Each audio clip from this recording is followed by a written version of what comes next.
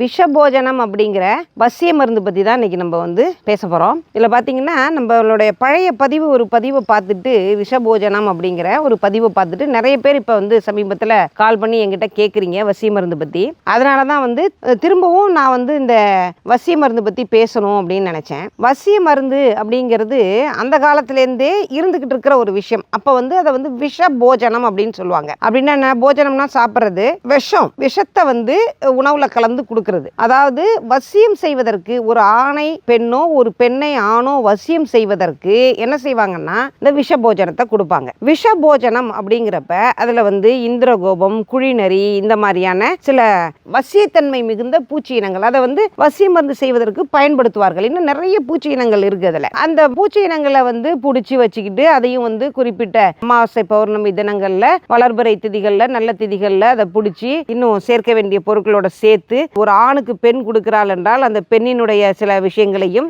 ஆண் கொடுக்க போகிறான் என்றால் அந்த ஆணினுடைய சில விஷயங்களையும் கலந்து சேர்த்து அந்த பூச்சி இனங்களோட அரைத்து அதை உருண்டையா உருட்டி அதை வந்து அசைவ சாப்பாட்டில் கலந்து ஆணுக்கோ பெண்ணுக்கோ கொடுத்து விடுவார்கள். அதுல இன்னும் நிறைய பிரயோக முறைகளும் கலந்து தான் செய்வாங்க. அப்படி செய்யறப்ப என்ன ஆகும் அப்படின்னா, யார் செஞ்சாங்களோ வசியம் செய்தார்களோ அந்த நபர் வந்து வசியம் செய்யப்பட்ட நபர் வந்து வசப்பட்டு விடுவார். இவங்களுடைய முகம்தான் நினைவுல இருக்கும். இது அதுக்குள்ளார போக வேண்டாம். நம்ம இது செய்யலாமா செய்யக்கூடாதா அப்படின்னா, அன்றிலிருந்து இன்று வரை நான் இதை செய்யாதே என்று தான் சொல்லி வருகிறேன். விஷபோஜனம் கொடுக்காதீர்கள். கொடுத்தா என்ன ஆகும் அப்படின்னா, அந்த விஷபோஜனம் கொடுக்க கொடுக்க சில பேர் ரொம்ப விவரமா என்ன செய்வாங்கன்னா, எந்த ஒரு வசியம், எந்த ஒரு மாந்திரிகம், எந்த ஒரு விஷயமுமே 6 மாசம் தாங்க. 6 மாசத்துக்கு அப்புறம் திருப்பி நம்ம அதை ரெனிவல் பண்ணணும். விஷயம் தெரிந்த நபர்கள், இதுல மும்முரமா தீவிரமா ஈடுபடும் நபர்கள் என்ன செய்வாங்க அப்படின்னா, 6 மாசத்துக்கு ஒரு வாட்டி அதை ரெனிவல் பண்ணிக்கிட்டே இருப்பாங்க. திருப்பி அதை கொடுத்துக்கிட்டே இருப்பாங்க. திருப்பி மாந்திரிகம் பண்ணிக்கிட்டே இருப்பாங்க. இப்போ அந்த மாதிரி இதுல வந்து திரும்ப அந்த விஷபோஜனம்ங்கிற வந்து விஷத்தன்மை மிகுந்த வசிய பொருள் வந்து உடலுக்குள்ளர போகும்போது என்ன ஆகும் அப்படின்னா, உள்ளர நிறைய விஷயங்கள் இன்ஃபெக்ட் ஆகும். முதல்ல குடல்ல எல்லாம் இன்ஃபெக்ஷன் ஏற்படும். அந்த இன்ஃபெக்ஷன் என்ன ஆகும் அப்படின்னா, நாளடைவுல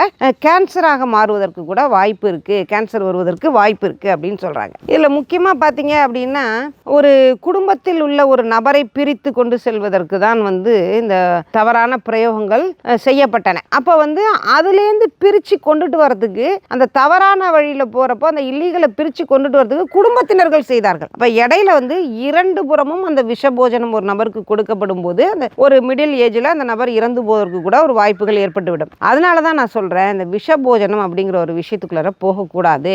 ஆனால் இப்போ இதற்கெல்லாம் ஒரு தீர்வு இல்லையா அப்படின்னு கேட்கும்போது இருக்கு. நிச்சயமா இதற்கு எல்லாத்துக்குமே வந்து ஒரு முறையான தீர்வு இருக்கு, முறையான விஷயங்கள் இருக்கு அப்படின்னு தான் நான் சொல்லுவேன்.